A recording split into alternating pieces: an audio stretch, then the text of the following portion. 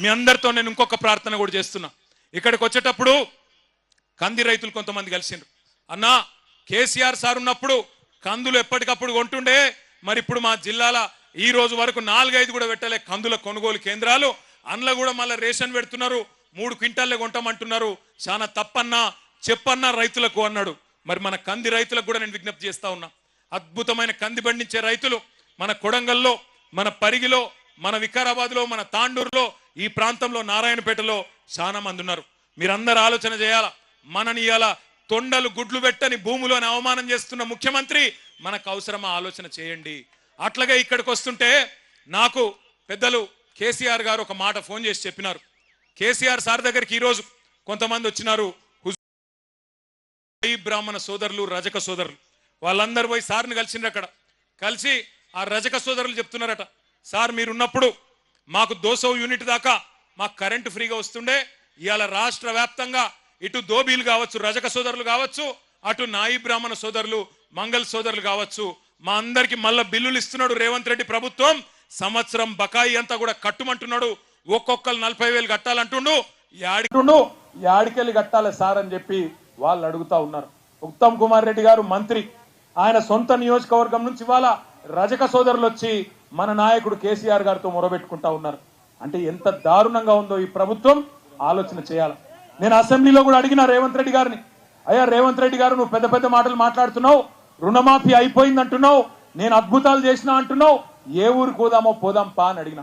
నీ సొంత ఊరు కొండారెడ్డిపల్లె పోదామా, లేదా నీ సొంత నియోజకవర్గం కొడంగల్లోని ఏ ఊరికి పోదామో పోదాం పా. ఏ ఒక్క ఊర్లోనైనా 100% రైతులు కింద రుణమాఫీ అయ్యింది అంటే నేను అక్కడనే నా ఎమ్మెల్యే పదవికి రాజీనామా చేసి మళ్ళా కనవడ వెళ్ళిపోతా అని చెప్పిన. ఈరోజు ఒక్క ఊళ్ళో కూడా చారానకు మించి రైతు రుణమాఫీ కాలే. రైతు బంధు రాదు, రైతు రుణమాఫీ జరగదు, భూములు మాత్రం గుంజుకుంటారు. అదాని కోసం, అల్లుని కోసం, ఫార్మా కంపెనీల కోసం పేదవాళ్ల భూములు. నేను అడిగిన రేవంత్ రెడ్డి గారిని, లగచర్ల భూములు గుంజుకుంటున్నప్పుడు, మాడబిడ్డలను గోసబుచ్చుకుంటున్నప్పుడు నేను అడిగిన, అయ్యా రేవంత్ రెడ్డి గారు, నీకు అంత ప్రేమనే ఉంటే, ఫార్మా కంపెనీలు తేవాలని ప్రేమ ఉంటే, నీ సొంత భూములు ఉన్నాయి కదా, కల్వకుర్తి పక్కకు ఎల్దండలో భూములు ఉన్నాయి కదా, ఆ భూములలో పెట్టు. నువ్వు అంటున్నావు కదా 20 లక్షలు ఇస్తా హకీంపేట రైతులకని. 20 లక్షలు కాదు, మీదికెళ్ళి ఒక 5 లక్షలు మేము మా పార్టీ నుంచి ఇస్తాం, 25 లక్షలు నువ్వు తీసుకో, నీ భూములలో ఫార్మా కంపెనీలు పెట్టు అని చెప్పి మేము అడిగినాం. కానీ కుని లేదు, కని లేదు.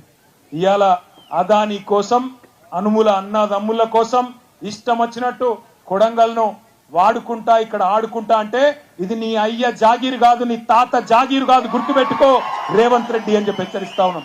ఇక్కడ ఉన్నది యోగి గులాబీ జెండా ఉన్నంత కాలం, తెలంగాణ ప్రజలకు కేసీఆర్ ఉన్నంత కాలం ఎక్కడ అన్యాయం జరిగినా, అది కొడంగల్ కావచ్చు, ఇంకొకటి కావచ్చు, అక్కడ గద్దల్లాగా వాళ్తాం, మీ అందరికీ రక్షణగా ఉంటాం.